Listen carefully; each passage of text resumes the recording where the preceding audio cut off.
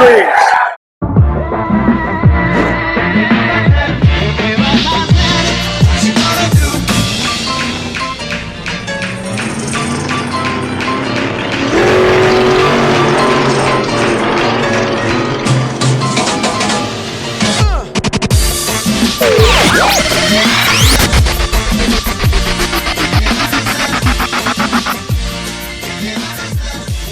Hi guys, welcome to Back to Reality. I am here with, as always, my husband, Big Vito, and we have a very special guest with us this week. We have the boss, Grandpa Vince. What's up? What's up, LaGrassos? What's going on over there? I had to have you come on to Back to Reality because my friend here needs a dose of reality. Yeah. There's a debate going on, Yeah, and I think you've heard about it, and I think everybody heard about it. He says that Vito LaGrasso, got me a job at Podcast One, and you, Vince Russo, asked me, who got you a job on Podcast One? And I said, Vince Russo. Vito says, no. Vito got me a job on Podcast Well, One. let's hear, listen, Noel, let's be fair. Let's hear his side of the story. Absolutely. Let's hear what he's dreamed up in that little brain of his. Let's give him center stage. Let's hear this, and then we'll pick it up from there. Because I'm a gentleman. So you go. Okay? Mr. LaGrasso, go ahead, bro. Go ahead. All right, so here it was. Once upon a time, there was a man named Vince Russo. And What I die, bro? I'm right here. I'm sitting over here, bro. You're not even real, dude. You're a fairy tale. Once upon a time. I mean, you portray yourself as a grandpa and stuff. So as sands through the hourglass. Yeah. Oh, those are the nice. days Look of at our that. lives. Got all the gimmicks. Is this how you guys do on your show? I let him talk. No, let's let him talk. Let's let him talk. We have a bad problem. You go right ahead. All right. So when you said you didn't like to do wrestling shows anymore, and you're trying to come up with some other ideas. Did you mean me or Vince doesn't, or both? Vince. Okay. So Vince didn't want to do wrestling. He said, I want to come up with something else. And you were talking about this reality show with me. And I said, hey, Vince, why don't you do a reality show with my wife, doing the Teen Mom show? I says, and see how it goes. It says something different. You get to fill your schedule out. It's something you like to talk about. It's something other than wrestling. And then let's go. So you guys put the show together. You did a couple of YouTube. I came back to you and said, hey, Vince. I said, why don't you put this on Podcast One? You said, I never really thought about putting it on Podcast One. I says, Vince, if you put it on Podcast One, it's a new kind of show that might catch fire since you're talking about reality TV. And if it grows on Podcast One, I think you guys have got something. So you said, you know what, maybe I'll do it. So then you went on that, the day you tape on that Thursday, and then on Saturday it was on Podcast One. And since then, the show has grown, and you guys are doing a fabulous job with it. You guys are doing better than what you expected. This has blown up bigger than what anybody thought. So when the subject came up of who got you on Podcast One, it was my idea to get the show on Podcast One because both of you liked something that was different and wasn't wrestling related. It's real life. Very diplomatic. I like how you used the word use. That was good. Noel, who wants to cross-examine first, you or me? You're the guest, Mr. Russo, so please go ahead. You're the princess, though. You're the boss. But two things. You're the princess, and I'm literally gonna blow his story out of the water. So I'll let you go first. Just in case there's a couple of stones unturned, and then you bring in the heavy artillery. Yeah, I wish I had suspenders for cross-examination. Yes. You know how like a Perry Mason deal, but all I got is bra straps, so we'll have to go with that. So, Mr. LaGrasso, you claim that you gave one Noel Harlow LaGrasso a job at Podcast One. Now, who is your connection at Podcast One that you got her the job? I mean, is it Steve Austin? Is it? I mean, Interesting. Who's your connection? Oh, wait. Interesting. The connection is the person whose name is Vince Russo, who you never met or spoke to before until I came on the scene. Jealousy. And introduced you. Jealousy. So, Vince, you may not remember this, but we talked about this the other day. You worked for Cyberspace Wrestling Billy Firehawk in New Jersey, correct? Yes, correct. Yes. Do you realize that I met you then? It's really? Yeah, I did. I don't have a picture of us together, but I found a picture of me at the event the other day. This is pre-Vito. Very pre-Vito. Noel, have you ever heard the story since we got Vito here? Hold on, I'm gonna do this too. Hold on for a second. I'm gonna cross-examine Vito with this. That's perfect. When it's my turn, I'm putting this light on. Okay. Noel, you ever hear this story? Okay, Noel. After I left, after I survived WWE, I survived WCW, after all that thing, I vowed I was never going to wrestle again. I was never going to have anything to do anything with wrestling again, right? So I had there was an indie show Vito and I were both on, okay? And I was going to give my retirement speech, okay? Here's the problem, though. Vito was supposed to introduce me to give my retirement speech. Okay. Well, Vito's promo went about an hour and 45 minutes. Oh, I've been there. So I couldn't say anything because the people were starting to throw stuff in the ring. So Vito literally gave my retirement speech. Hold on. Is that true? The light's on you, sir. Is that true? Vince, I was there to protect you, and they were throwing garbage at you. I was there, speaking on your behalf because nobody really liked you after you left wrestling. I was your buddy. I don't believe that for a second. I think that's a crap. It's the truth. Did you hear that from Dave Meltzer? I'm just thinking that might be a Meltzer. No, I didn't. I don't hang out with those guys. I don't know. You're wearing another T-shirt for another company. Yeah. Let's go back to the prosecutor. Go ahead. So far, you're right on the money. I got him. Okay, so Mr. LaGrasso, you have zero context other than Mr. Russo at Podcast One. Am I correct to assume that? No. That's if you don't include Mr. Bolin. Are we including Mr. Bolin as a contact? Are you including Mr. Bolin as a contact? He's not in the Rolodex. You guys don't make any contact. All right. So we've clarified. The princess has clarified. I was your only legitimate contact to Podcast One. Right. Okay.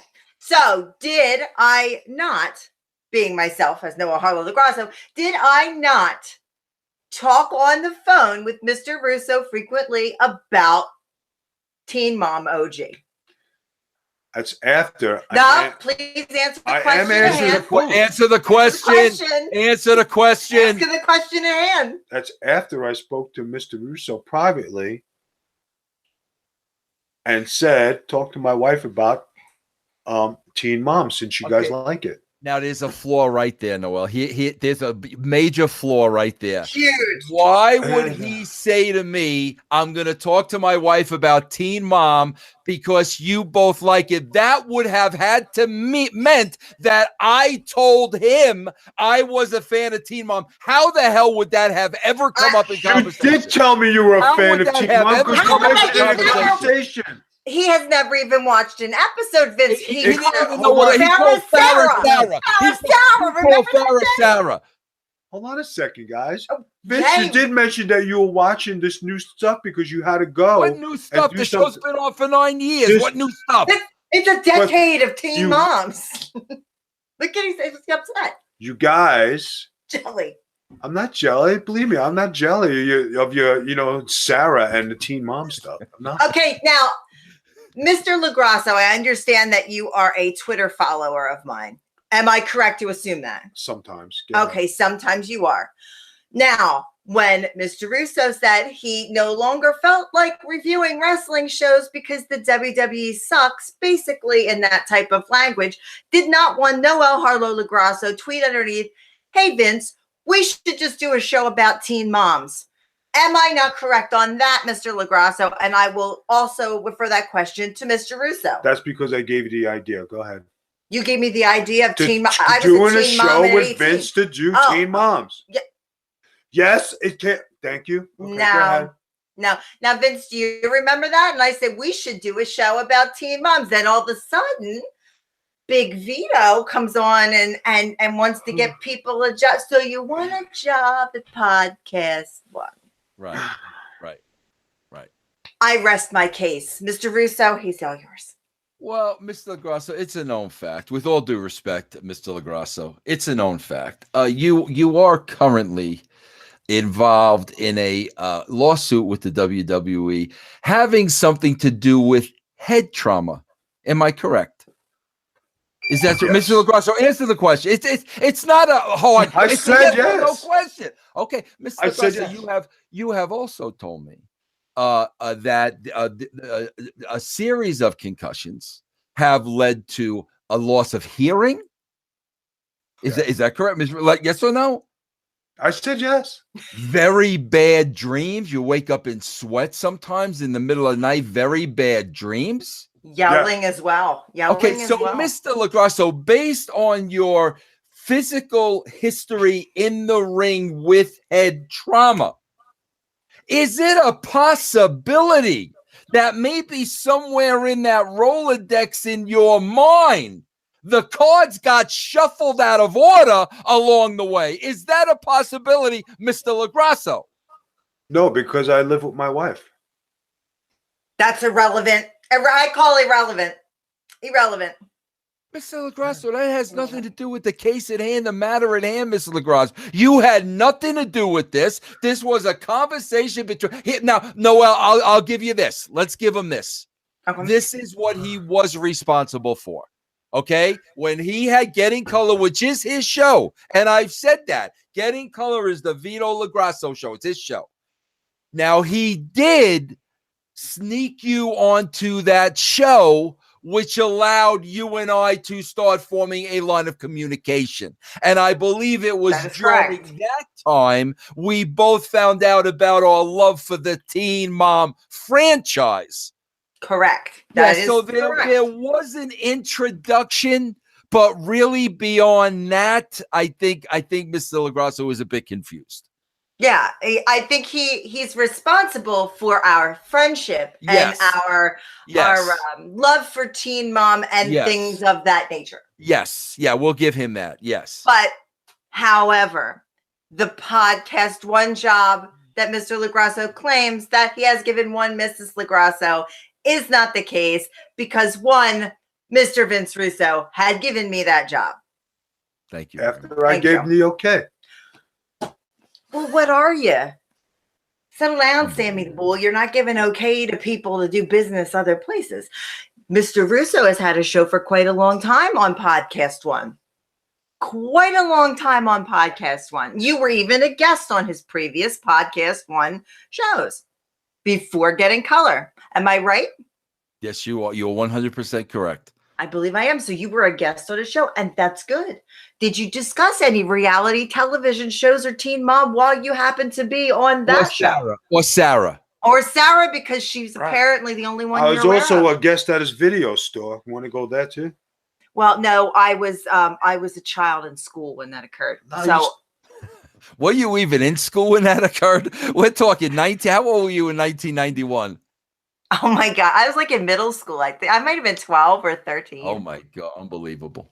Yeah, I was young. I saw a very young Von Cross take on a Bret the Hitman Hart for the Intercontinental title. And it was the first time I saw that lovely face at 12 years old. Are you serious? Yeah. And you remember that? Mm-hmm. Interesting. I have it on tape. I used to tape. I have like hundreds and hundreds of wrestling tapes. Her and her sister hated me because we hated his guts. We used to go, it's the bald guy. Where did you first meet Vito? In an indie show? I met him at an indie show in New Jersey that I think I met at a Honky Tonk Man. Like they snuck me in and snuck me out as like a run-in surprise thing, but we didn't like, it was like, oh, hey, how you doing? What's up? But then we started talking. How did it? Facebook? I don't remember. I have head injuries. Oh, we're going to rely on the head injuries now. Don't make me Noel, let's do what we always do. Let's you and I have this conversation. So you had communication with Vito through Facebook. Is that how it started? He sent me a message. We have a lot of mutual friends because we're like in the same area, like that, Philly, New Jersey, New York, all the same wrestling people know each other. So we knew each other through that. And he sent me a message and he says, I don't know what your situation was or is, but you're the most beautiful woman that I've ever seen. And I just wanted to tell you that. Have a nice day. He told me that back in 1991. I just want you to know, Noel. So go ahead. So how did you respond to that, Noel? He hustled you too. Yeah. Well, what I said to him was, you're not looking too bad yourself. Interesting. And I hope you have a very nice day.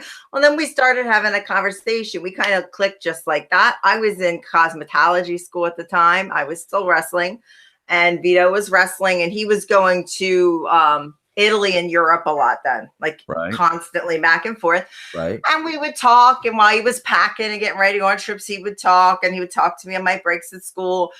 He went over to Italy, and they had an earthquake. Really, really bad earthquake. And I didn't hear from him for a couple days, and nobody heard from anybody on the tour, and nobody knew what happened. So I panicked. I thought something bad happened to him. And when he called me, I was like, oh my God, you're okay. You're okay. And I was like all excited. And then we kind of got stuck. He came up and helped me get through cosmetology school because I had to do some credits for different things that you do, skincare and things like that. And he came up and helped me get through the end of school. Now, did he ever send through this Facebook? Did he ever send any inappropriate pictures, Miss Noel? No, and in fact, never. And in fact, he didn't even know how to send a text message when I first met him. I taught him how to send a text message. He still doesn't know how to use the camera. Unbelievable. He says if I'm going to take a picture, he says take a selfie of me because he doesn't know how to take. Unbelievable. Yeah. So he came back from Florida, and then you hooked up physically. You saw each other physically. Well, he said I'd like to take you on a date, and I said, well, how are you going to do that? You live in Florida, and he says I'm Vito LaGrasso.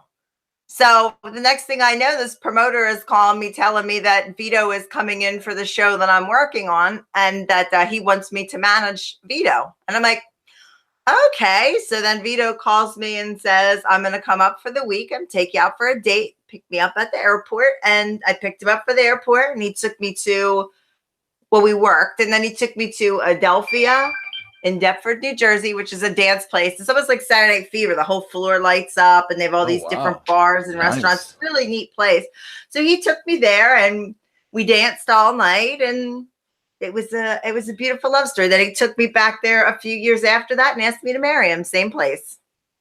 So did Mr. LaGrasso cut up the rug that first night? Did he cut up the rug at the place? He cut up the rug so much at the place that I had an asthma attack. Very nice. He danced all night. I had a pop. You put up the gimmick with a Mean Gene today, right? That was you, right? No, I was somebody else. No, somebody else put it up. I popped huge, bro. I popped huge when I saw that. That was tremendous. That's like one of the best things ever. That whole segment of Vito hanging out with Mean Gene in the club and drinking and picking up the girls, and then him and Johnny trying to cook in the kitchen and beating each other with pasta and stuff. That's the best. That's my favorite go-to thing. When people go, oh, your husband's a wrestler, I'm like, yeah, sit down and watch this. This is what he does. So now, Vito, did you move back to Pennsylvania for Noel? Is that why you left Florida and went to Pennsylvania? That is why I'm here. That's why I'm doing this, because I moved here for her. Did you move there before you got married or after you got married? Before. Wow. So you left everything and went and just uprooted everything and went to Pennsylvania. And let me tell you something, Noel. He loved Florida. You know that, right? Oh, I know. I hear about it all the time. He was the Florida king down there, the Florida kingpin down there. And he was a big deal. He had two houses he sold down there to come here and live in with me. That says a lot about the man. I gotta give him that. He's still full of crap with the Teen Mom stuff. He's full of crap with that. Yeah. I think the judgment here is that he knows no one but you at Podcast One. So he had to go through you. So I think we've now decided that Mr. Russo has given me my job and that you look cute on Getting Color. Yeah. That's what we're going to go with. I think Noel, did when Vito, when you come to Pennsylvania, do you move in with Noel? Does Noel move in with you? Do you guys get a place together? How'd that go down? Oh my God. It was like, I came down and we got a place together. We got back and forth for a while. Yeah. We tried to do that, but with the kids, it was too hard I couldn't manage. I made a lot of trips into Pennsylvania. He kept having to come here, and if I flew there, it was a mess. So when you got the place together, your two kids lived with you guys. I have 50-50 custody, but my son goes to that school, special school for his autism. Yeah. But yeah, and Vito helped raise the kids. Like, see, that says a lot. No, I gotta give the man credit for that, because you were young, you were a catch, you were a beauty, the whole 9 yards. But when 90% of guys would have heard about the kids and this, that, and the other thing, nobody was running to Pennsylvania real quick. You know what I mean? And you know what? I told him right up front. Our first conversation we had, my phone was dead, so I was on my laptop because I had been at school all day. So I'm like messaging him on my laptop, and we're talking, and we almost we tried to talk each other out of dating each other. Like, he went, "Oh, well, I'm older than you. I'm 46," and I'm like, "I don't really care." And then I said, "Well, I have 2 kids and my son's autistic." And he goes, "Nah, I work with Autism Speaks." He's like, "I'm fine with that." We did that back and forth for probably an hour. And then we realized we had so much in common. Like, he loves Batman. When I was a kid, I love Batman. We like the same kind of music. We both listen to Sinatra. We both listen to rap. We just had, everything was the same. So we just clicked. It was like falling in love at first talk. Like, it was crazy. And how old are you at this time? How old are you? 20 something, right? 30, I think. 30. I think I was 30. And Vito's 46 at this time? Yeah, I think so. Yeah. Did you guys ever discuss having your own kids? Yeah, we did. Actually, right before I got sick, this last time, we talked about doing, what do you call that, babe? The surrogacy thing, because I can't have kids. And we got pretty far into that talk, because we have a friend that worked at one of those places. We even had names picked out, and that's when I had the stroke, was that week. So we were picking out names Friday, and the next Friday I had a stroke. So we could I ask you a question about that, if you don't mind? No, go ahead. Did that just come out of nowhere, or were there symptoms leading up to it, or did that just come out of nowhere? Yeah, you know what? It was weird. I was trying to lose weight because I had put on all this weight, but it wasn't normal. Like, Vito went and got my wedding ring resized because it wasn't fitting. And then within 2 weeks, it wasn't fitting again. And I said, something's not right. And I was going to the doctor, and I was getting these injections for my spine. And I have an old wrestling injury in my shoulder. So he was doing these steroid injections up and down my back. And I pretty much thought that that's maybe what the swelling was coming from. So I went to Disney World with the kids, just flew down and came back for a trip. And I was sick the whole time I was there.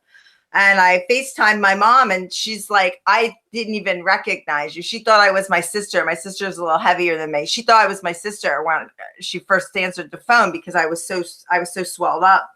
And she's like, "Do you feel okay?" And I said, "No, I feel terrible, but I brought the kids down here, want to have a good time." So I just kind of toughed it out, and just got through it, and it just was taking ibuprofen and stuff like that. Came home and got a terrible case of bronchitis. We both had it, actually. He wouldn't even leave the house for 3 days. I was so sick. And finally on Friday, I said, "You got to go out. You can't stay here with me all the time." When he went out, that's when I had the stroke. I started coughing really hard, couldn't stop. And then my eyesight was gone completely. I lost it. I couldn't see anything. Everything went white, and then it popped back. But after it came back, I've never saw the same again. I remember what I used to see things and they looked like. It's not even close now. Nothing looks the same. It's all different. So, like, I mean, right then and there, like, you couldn't walk. I mean, I already couldn't walk because I had the spinal condition, which is probably a contributing factor. Wow. But I couldn't see.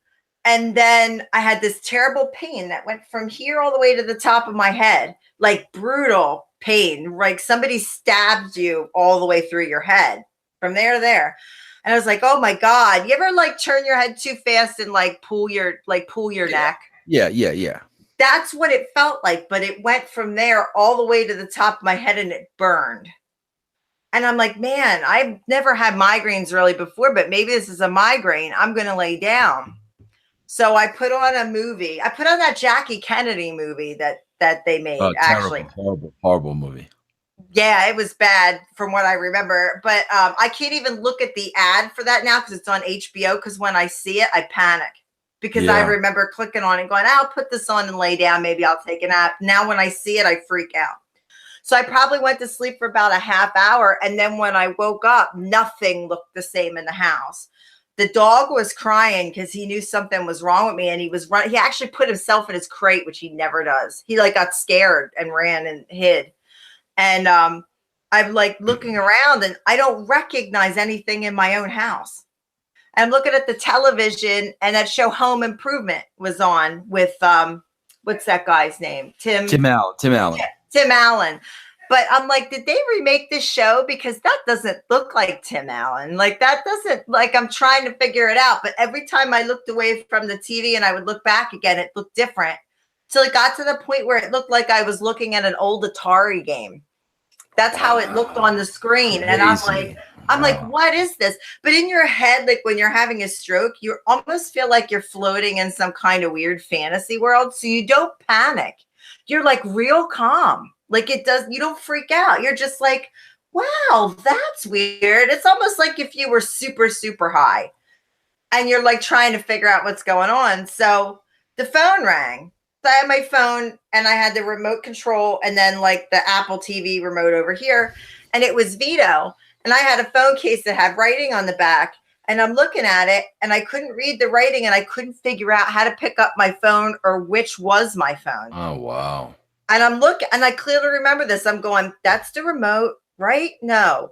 And then I'm looking it up and I don't remember how to pick up my iPhone. I just see Vito's picture on there. So I'm like hitting it. Like trying to, and because it's an iPhone, you have that little button that you hit. Thank God I hit that button. And I said, hello, are you there? And he was like, yeah, what's wrong with you? And I'm like, I can't see. I can't read. Something's wrong with me. And he goes, oh my God, I'm coming home. He was doing business. He was more than an hour away from home. And I was sitting in the house, like having a full-on stroke. So he's calling people. He's calling my mom. At the same time, my dad's sick and like my mom's running over the house. Called my neighbor, Angie. And then I start getting kind of fuzzy with things. I didn't recognize my mom when she came in the house. She thought I was having like a really bad migraine. So she tried to hand me like a cup of soda and like there was a handle. And I was reaching for it and I was going right past it because I couldn't see. Everything was weird. And I said, stop fooling around, Mom. I'm sick. And she goes, stop fooling around and grab the cup. Finally, she had to take my mouth, open my mouth and pour the drink in my mouth. And she's like, are you sure you don't want to go to the hospital? And I kept going, no, it'll be fine. It'll be fine. And it wasn't. And then when my neighbor was over here, I was telling her I was watching 600 Pound Life, that show I was talking about the other day, on the wall, but there was no TV. And I was telling her about it. Because I was just in my own world. And then he came home, put me in the car. And then that's when things got real bad in the car. And I'd stick my tongue out. Like they'd say, stick your tongue out straight. And how did it go? Left. Yeah, it goes to the side. What a horrible, horrible, horrible nightmare. It was awful. And then like everybody's around you running around and they pull this big video screen up from this doctor in Philly who's saying all these things. And now I'm starting to not understand what people are really saying to me. Like it's starting to be gibberish. Like I don't understand them. And they said helicopter and I'm like, I can't go in I don't know. I don't want that. Like I told Bill, I'll never see you again. If I go in a helicopter, I was dying. I knew I was dying. And I told him, if I get in there, I'll never see you again. I won't make it. I won't make it. Horrible. I got in that helicopter and I looked out of the window and I saw stars, like, because I was up above Philly. So I saw the lights and the stars. I thought I was in heaven. I thought they were taking me to heaven because I didn't know where I was. And that's the last thing I remember until they were pulling me out of a CAT scan machine and saying, you can't move, you can't cough, you've had a stroke. And if you move, you're going to die. And they don't know, and they don't know what triggered it. No, I had a stroke and an aneurysm in the back of my head where my neck is all at the same time. Jesus. I just coughed so hard, I like blew the back of my head out. And what about this Vito taking care of you? This big mama. I know, right? Like people don't even know. They have no idea. Every day he was at the hospital every day. Do you know what 99.99 of professional wrestlers would have done in that case? I already know because DDP told me they would have walked. Oh my God, please. See, Vito, you're a good man, bro. I try. Look, we love him, even though he lies about the teen story is a little, you're a little cloudy with that. We'll give you a pass. It's good that I got you guys on podcast one. It's good. Oh, us guys now. Well, he's bald like Steve Austin, so maybe, I want to know, has there been any pizza follow-up, bro? Because people are mesmerized by the pizza story. Have you gone back there to pay your respects? Do you know how many inboxes I've gotten about the pizza? This is getting to be legendary. Oh, yeah, bro. Yeah, hey, listen, you want to mess with me? You want to talk crap? I'm going to come to your store. But honestly, let me ask you a question. Hold on. Let me ask you a question for a second, bro, because you're out of your mind. Yeah. When you're getting in the car and you're going there, answer me honestly. When you're getting in your car now and you're on your way there, what's your intention? Like what's going through your mind? What's the end game, bro? End game? Get the pizza? No, it wasn't to get the pizza. It's to fucking tell this guy, talk to me like this. I want to see you fucking treat me like you did on the phone. I'm going to fuck your shit up.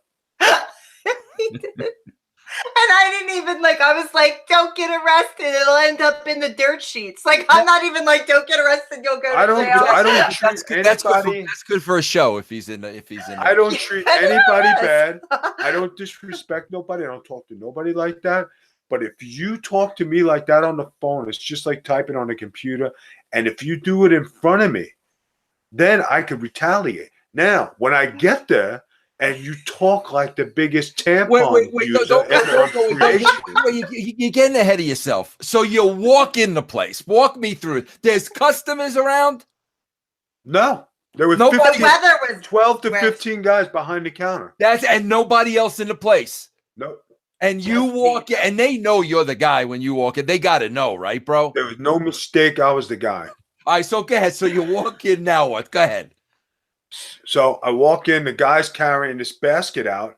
I said, are you the manager? He goes, yeah. I said, now I want to see you talk to me like you did on the phone, you fucking jerk off. And I continued to call him it.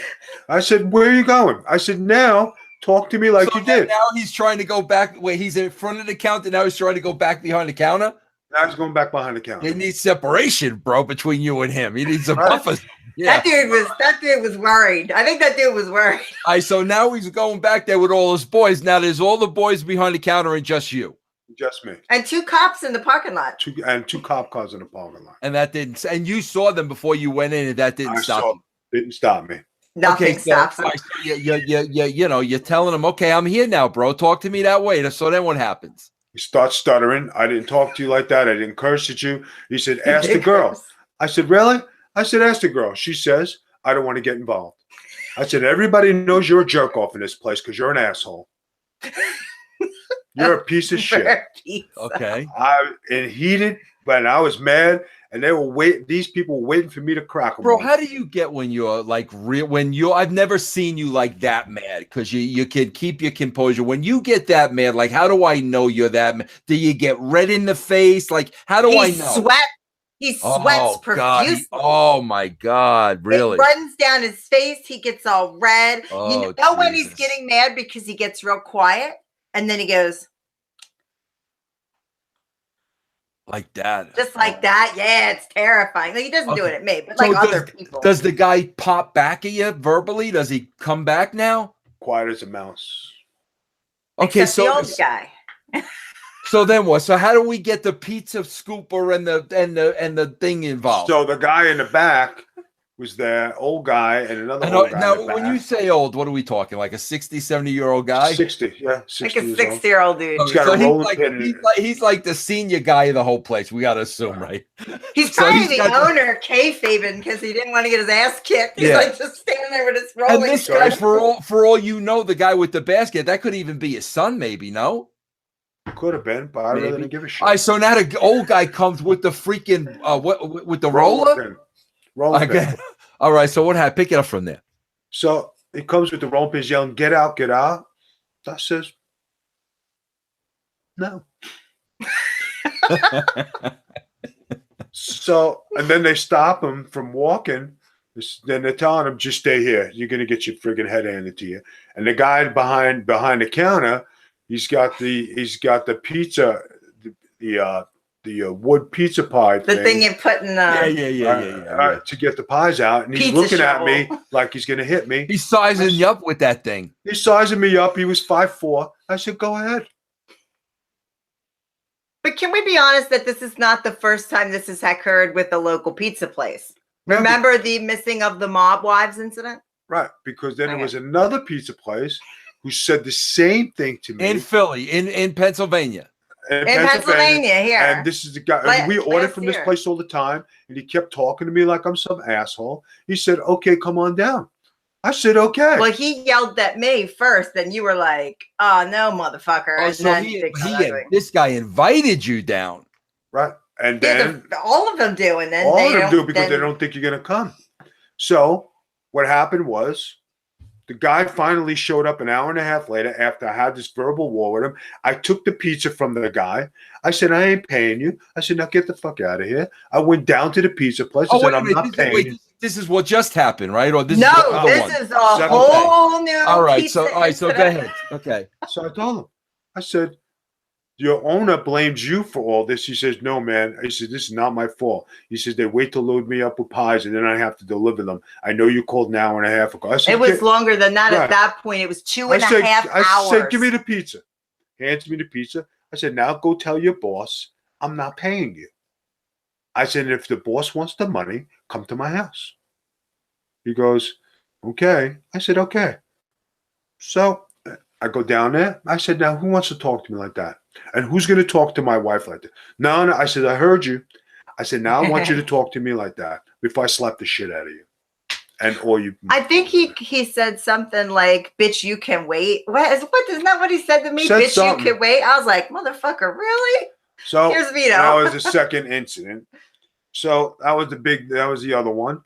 So now when you call up and you speak to people, customer service, you're supposed to be nice. "I'm sorry. What could we do?" You give them something for nothing. If you say you send a bottle of soda, something, "Hey, we're backed up." Don't talk to people like you're an idiot, because you never know when a guy's going to come down and actually take you up on your offer. "Come down to my place." I'm going to come down to your place. But the thing is that we know where we should go because our friend has a pizza place. So why we're going to these other places, I don't know. We just go, let's go here. And then every time we go, God damn it, we should have just went to Rocco's. No, because the thing is, I hate to order out. And I say, "I'll go get it." And then she says, "No, just order. Stay with me." And I said, "No, I'd rather go pick it up." When you're having a romantic evening. And you have no food other than lettuce in the house. Because bro, I'm a little disappointed. I got to be honest with you, bro, because I'm a little disappointed when the guy's there with the rolling pin and then the other guy's there with the pizza shovel. I'm just a little disappointed, bro. You didn't walk right in the back.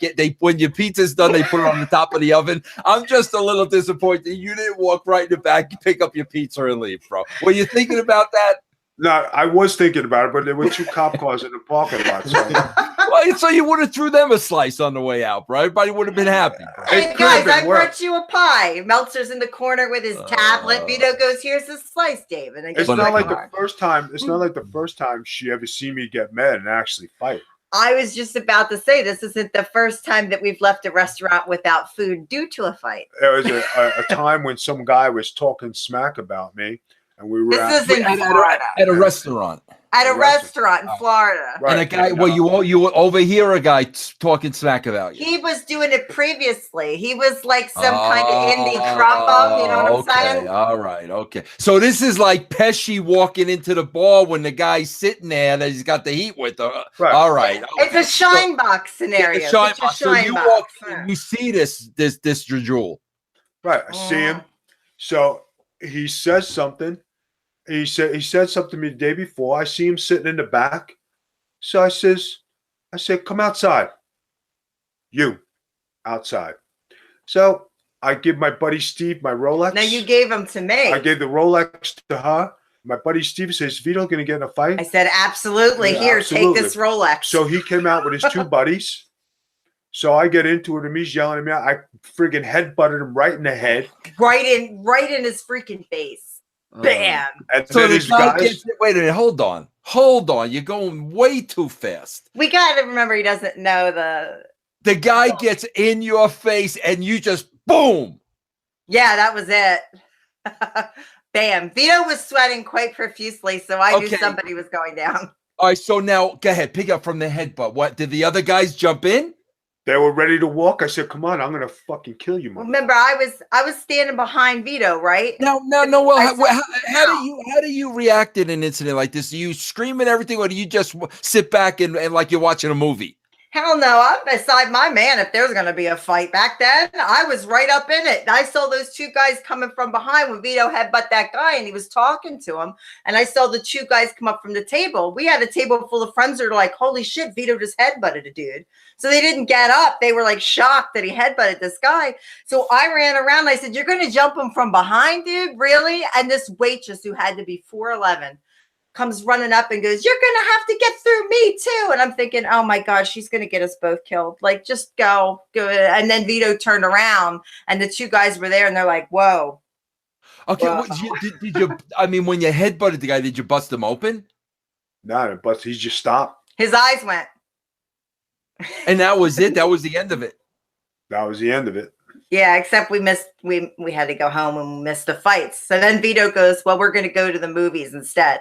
And I was like, whatever you say, dude. So I got in the car. We go to the movies. He gets there. The ticket lady's ready to take the money. He's looking at the thing and he goes, he headbutted the ticket lady? No, there was glass between. So she was safe. But he goes, he looks like people that don't know what's going on at the McDonald's menu. He's looking, he goes, we can't watch a movie. Let's go home. And I said, okay, whatever you say, dude. I got in the car. Bro, listen to me. Give me whatever age you were.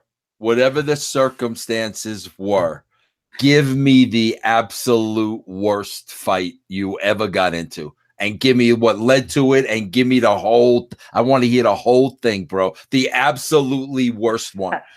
Julius. Worst fight I got into where I could really I should have been. There was there's 2 of them. One is at is a place called Coney Island or Howard Beach called Julio's.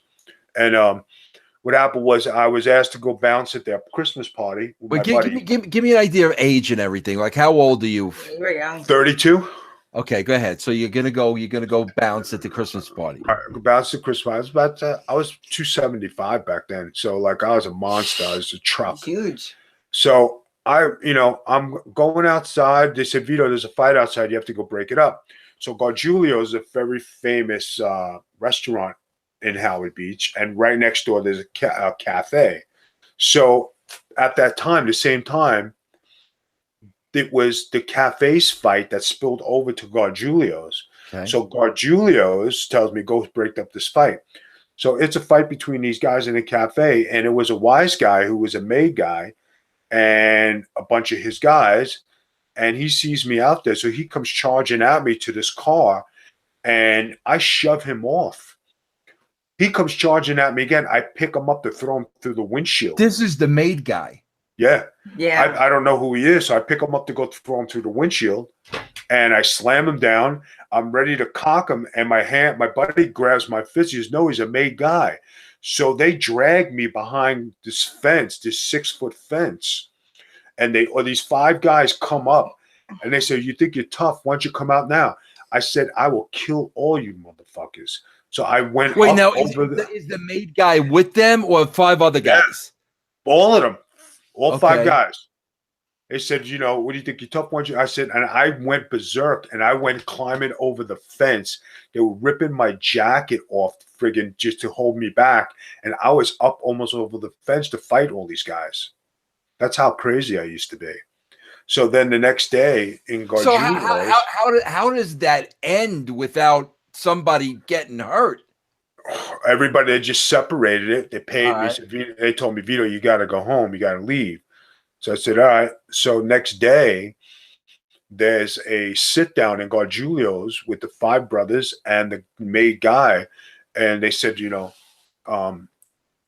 want that guy. And they said, but it's your fault that you did this. He says, you shouldn't have been fighting outside. You're a maid guy. He embarrassed me. I want him. So they did some homework of who I was and who I used to run with in Staten Island. And I couldn't be touched. So I had protection. My brother called me up and he said, did you get in a fight last night? And he said, yeah. I said, I had this thing out, in the Gargiulos. He says, yeah. They said, this is big news. He said, the old man went down to 18th Avenue to go talk to people to get you out of trouble.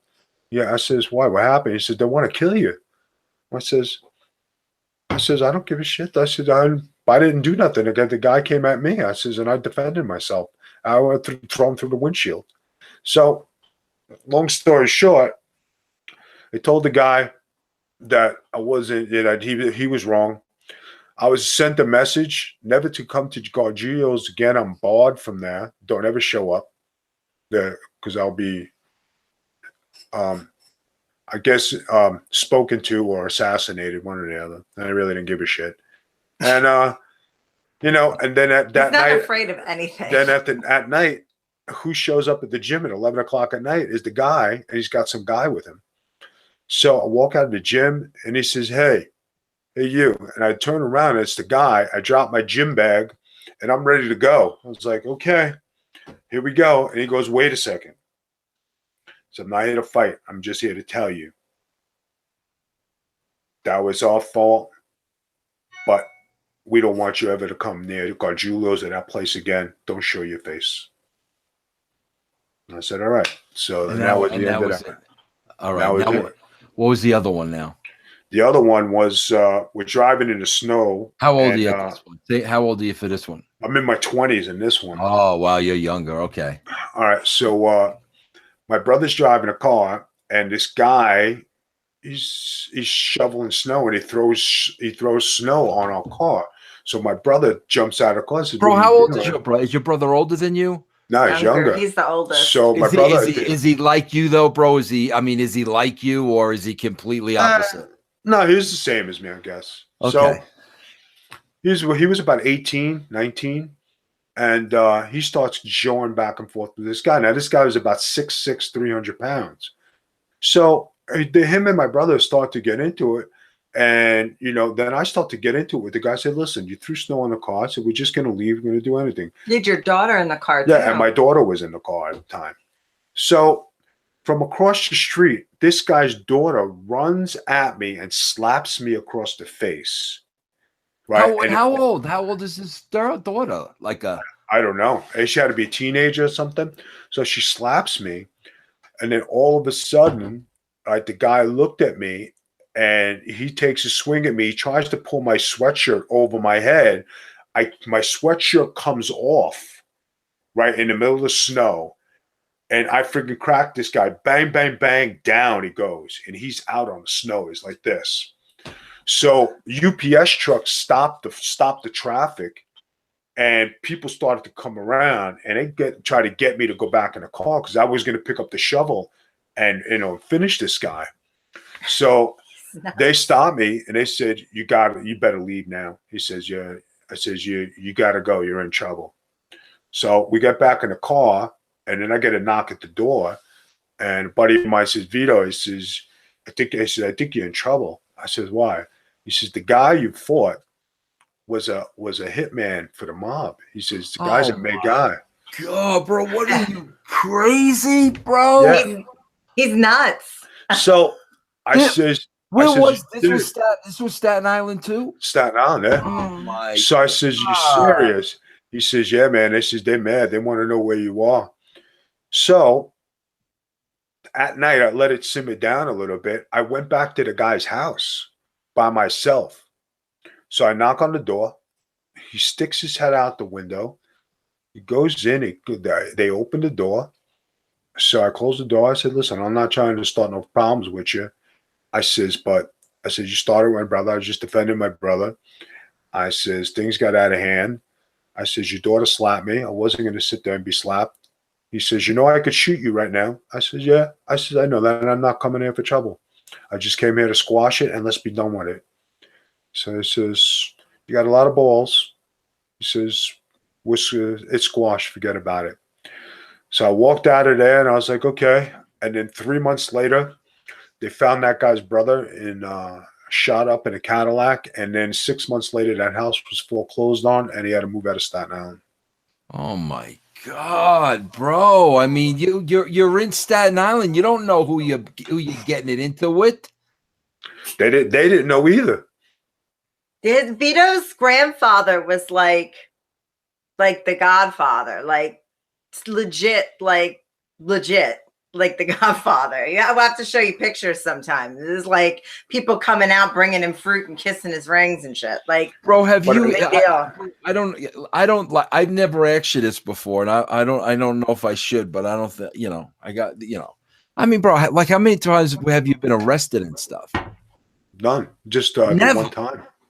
Just the one time when I got arrested for that false domestic violence thing that they let me go on because they knew it was bullshit. He's never been charged with anything ever. But people don't understand, bro. That's the way things go down in Staten Island. You guys take care of business, and there's never any law involved, pretty much, right?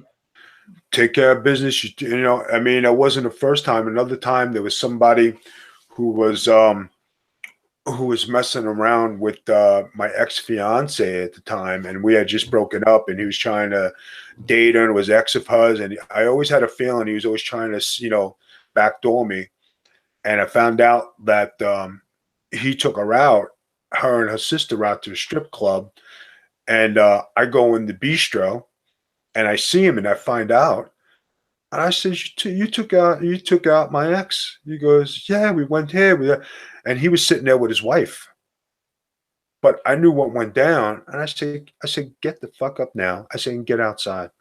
And this guy's father was a big time wise guy, big time. And it was pretty bad. I gave my buddy my pouch. He says, where you going? I says, I got to do this, man. And Tony, my old boss, Tony, was there. He says, Vito, what are you doing? Because everybody knows I wasn't a fighter. I was very low key. I says, sorry, Tony, I'm taking care of this right now. I get outside and I curse at this guy, and I told them all, I says, I will throw you through that glass window, throw you in a dumpster, and not a person will see nothing, and I will walk away. This is our friend. This is our friend Vito. And Sarah, this is our friend Sarah. Sarah, we call him Sarah. He's out knocking wise guys out in Staten Island. We're breaking his balls about Sarah every day. So they tried, before this guy walked out, they tried to give him a gun to fight me and defend himself. He says, you fucking nuts, I ain't taking this. This guy will kill me.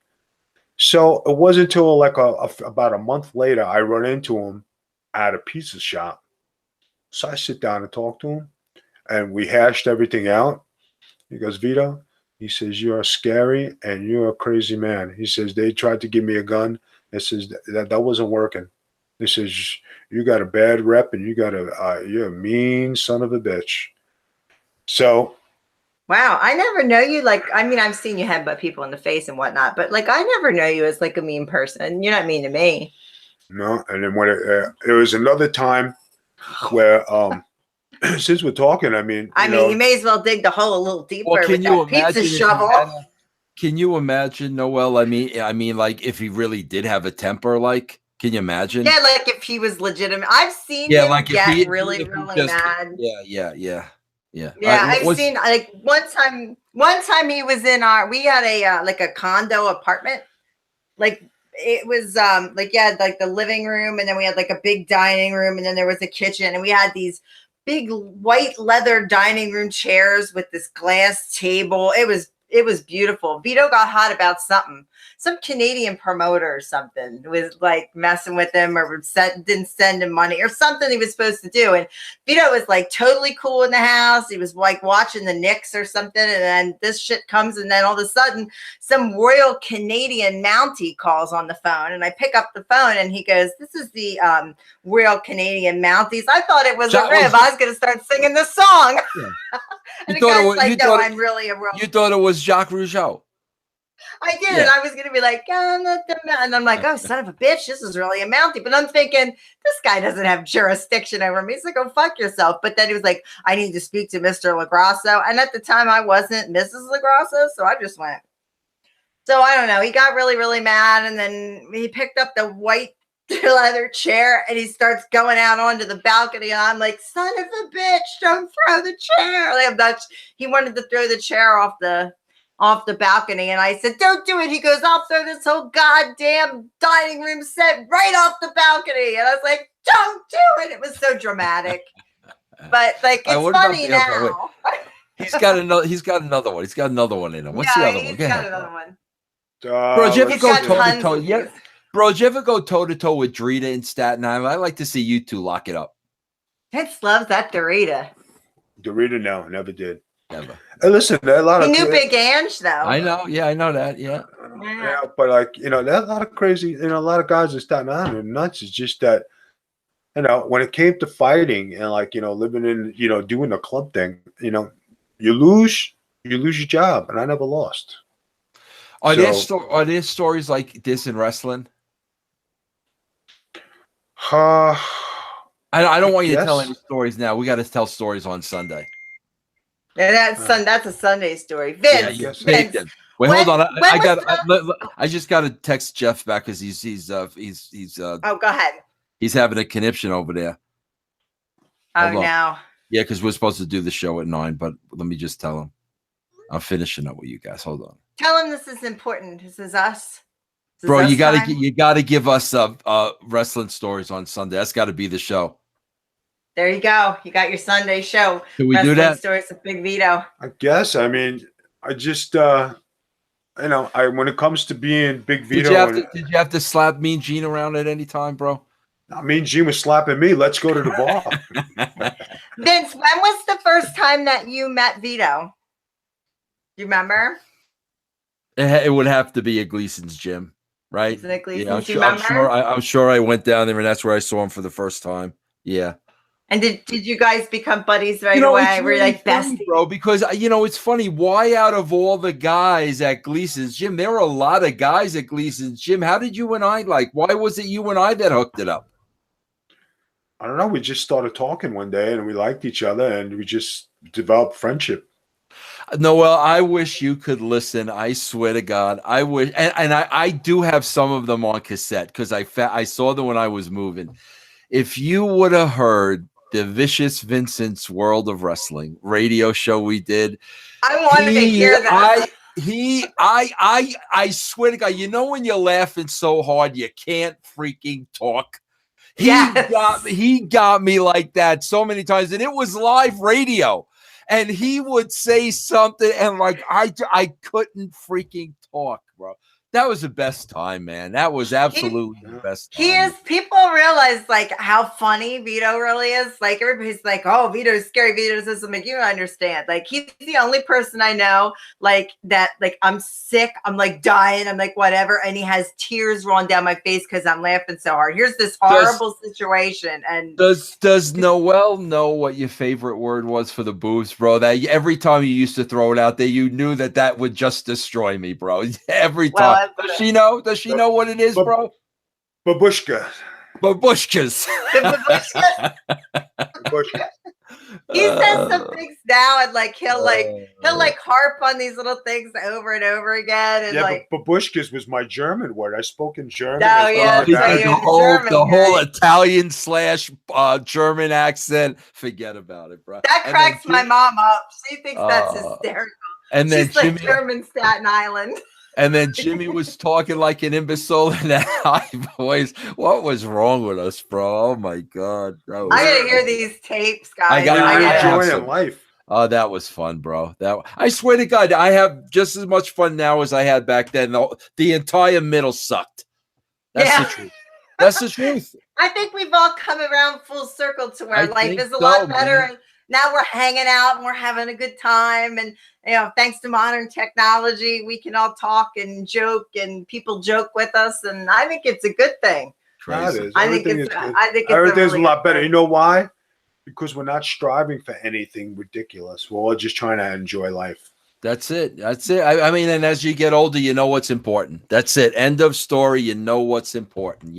I did a whole show on That's Life on Tuesday, about, listen, everybody at their job, it's all political. I don't care what your job is. I don't care if you're a mailman, a garbage man, a teacher. It's all freaking political. And I tried to point out the reason why it's political is one reason and one reason only: money. It's all about money, because you want the power, because the more power you have, the more money you make. So everything is so political because of the money. But you guys realize it now at our age, not you, Noel. I mean, you're a lot younger, but me and Vito, when you reach our age, you finally realize, and we talked about this a little today, what do I really need to live? You know what I mean? Everybody's chasing all this big money, but when you break it down, what do you really need? Right? We talked about, we had like a nice little Valentine's Day lunch after rehab today. And we were talking about that, like money and like what you need and like, do you need to do this? And like, we could do this and it's the same. Like, I always tell them, like, I was like complaining about like the stuff we have in the house and like planning moving. Everybody knows we've been looking for a house, planning moving and things like that. And I'm thinking, what are we going to take? And he's like, you always tell me that possessions, you can just get more. Cause I have like that Buddhist mindset where possessions you don't hold on to. And I was like, you know what? You're right. Like, I just want pictures of my kids. So I can have those memories, and everything else they can keep. No.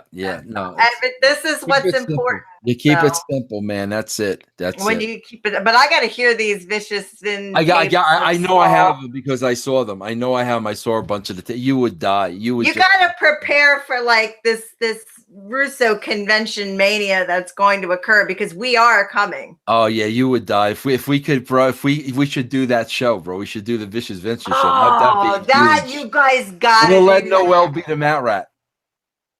Oh God, I get to be the Mat Rat. Great. That's perfect. Yeah, that'll be so much fun. Is Vicky invited? Oh God. Oh, I'm gonna have to wear galoshes and like protect the hair if Vicky's. Vince told me that story, so it's a good story. Yeah. We'll bring it up on the show, but no, you're free to bring it up. We're on YouTube. You can say whatever you want. Yeah. It's a good story. All right, so I gotta go castrate. I gotta go castrate some more. Freaking Jeff has 23 castrations tonight, and I'm like, bro, are you freaking nuts? 23 clips he's got tonight. Why? You know what I noticed? Why are all of our shows expanding in time? Like it used to be, we did shit for an hour. I know. It's crazy, man. You and me are the worst because we just. Oh, we're the worst. We're the worst. I mean, because I said to Jeff yesterday when I sent Jeff over the show, I said, Jeff, you got to put the Janelle in the middle of the Teen Mom show, and he goes, Janelle was an hour and 13 minutes. I'm like, bro, what do you want me to tell you? All right, it's going to be a 2.5 hour show. What do you want? It's good. It's good stuff. I mean, we had to put on for MTV. I mean, we weren't going to like half-ass it for MTV. And thanks for doing those clips. We got them over to podcast one. Oh, perfect. It took me forever to find like just the perfect. And then I sent him, and then Jeff's like, I need longer. And I'm like, shit. So I had to go back in while he was doing this no DQ thing and go find him again. I'm like, these are good. Yeah, he sent three good ones to them. That's all they need. Yeah, well, that's good. That's gonna be big. So everybody watching, because this will be out on Thursday, you gotta catch the interview that Vince and I did on spilling the teen mom tea.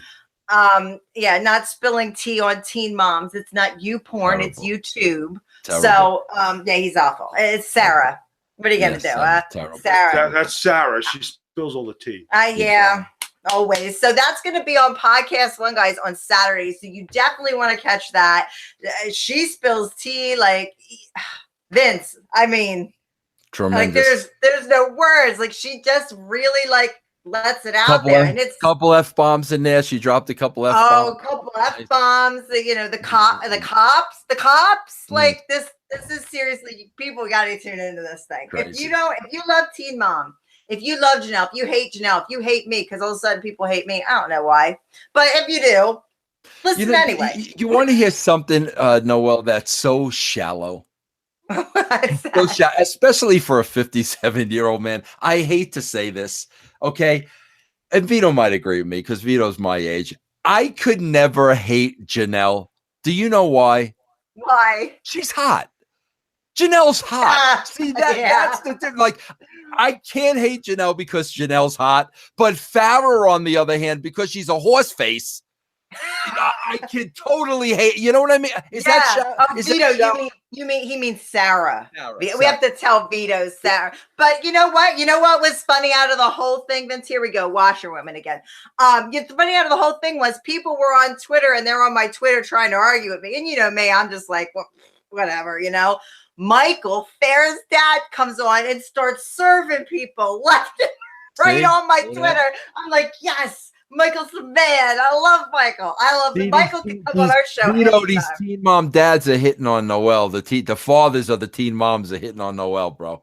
I let them take their best shot. Let them send the gifts. I don't give a shit. Do your routine. I'll fill the walker up with air and the tide, and then give you the 20. You can take the cheese and the money. Yeah, whatever. I'll even give them a rolling pin. Yeah, hey, you got to be careful some of those teen mom dad spots, tongue twister. They might, cook and have rolling pins and pizza shovels. What the hell is that thing called? Pizza shovel? What is that?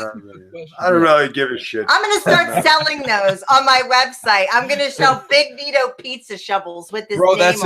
That's a great t-shirt idea. The shovel and the shovel and the rolling pin. We should start keeping count of how many pizza places you've been banned from in the local area. I can't wait till we finally move and we can start getting banned from all new pizza places. But you want to know why? Because the guys who run the pizza place are not Italian. They're not? No. What are they? A Mexican?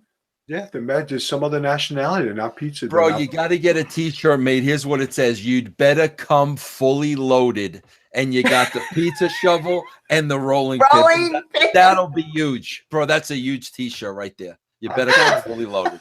We'll keep a counter on the website, on the bottom of his website, on how many pizza places that he's been banned from. Yes. And every time he gets banned, we'll change the counter up one number. There you go. We'll keep a rolling number of how many. I'll get some more people jobs on Podcast One. I don't know. You're going to have to talk to Mr. Russo about that, because we've already decided that you are guilty, that you did not get the job on Podcast One, that you may have made the connection, but at the end of the day, my teen mom bestie Vince Russo has got me the job on Podcast One.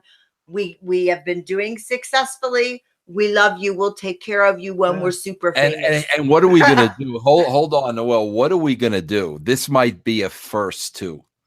And this we might have to have a big sit down for this one. Yeah. Because spilling the teen mom tea has not ever to this point outdrawn Getting Color. I know. What if that show outdrawn? That's why, bro, I'm giving you the opportunity to give me the behind the curtain stories in wrestling of who you had to shut down, bro, who you had to shut up, who you had to scare out of their own skin. I'm giving you the opportunity, bro, because you're going to be competing with Janelle over here. Yeah, I mean, listen, Sarah, it's LaGrasso versus LaGrasso 2018. I called it at the beginning of the year. We had 2017 feuds. Those are gone. This is the new feud. LaGrasso versus LaGrasso. Let's see what you got. Podcast Wars. Yeah, and bro, I'm coming at you. And bro, I would literally just make shit up so you beat her. I mean, whatever, bro. You beat up Luger, whatever you got to do, bro. You took the air out of Hogan's tires and his wide glide brother, like stuff like that. You're just gonna have to. You guys are such wrestling fans. Yeah, very much. All right, let me go with Jeff Lane before he starts blowing up my phone. All right, Vince, you got to plug anything, Vince? You have to plug anything? You would like to plug anything? No, just like you said, I'm just plugging one thing and one thing. Two things I'm going to plug. I'm going to plug the Spilling the Teen Mom Tea on Saturday, Getting Color on Monday on Realm Network, Tuesday on Podcast One. That's it. That's all I'm plugging. All right. Thank you for joining us, Vince. And hopefully we'll have these conversations again. Absolutely. I had a blast. Thank you, guys. Thank you. All right, guys. We are going to shut this down for tonight. Back to reality. We're now back to reality. So, Vito, plug away, brother. I'm not plugging nothing. Go ahead. Ah, shit. Okay. I'll plug away. Guys, if you want to catch Big Vito online in his online home, you can catch him at BigVito.com. Ironically, has a pizza restaurant theme, right? Right. Okay, go ahead. You can catch me at Harlow Inc. INK.com, where you can catch all of these Spilling the Teen Mom Tea. You can see wrestling videos. You can see pictures for our wedding. You can see tons of things, and that's really cool. We are a sponsored couple for Collar and Elbow. So if you go to Collar and Elbow, pick up your Big Vito signature t-shirt, use the code Big Vito and get 10% off. We also have 4 t-shirts available on ProWrestlingTees.com/the Big Vito brand. They have a new design to their store, so go over and check them out. On Twitter, you can get Big Vito at the Big Vito brand. You can get at me, Noel, at Spilling. Excuse me, I'm sorry, I went off. What am I now? Reality Tea Spiller. Reality Tea Spiller. It's at the T. And you can catch our interview with Janelle, myself, and Vince Russo on Podcast One this Saturday. Please, please, please watch and download so I can beat this guy over here. But he's got Getting Color on the Realm Network on Monday and on Tuesday on Podcast One. You can catch him there. So thank you, everybody, for watching. We really appreciate it. And we will see you next Thursday on Back to Reality, where we will return to our regular live show. Have a great night. Bye.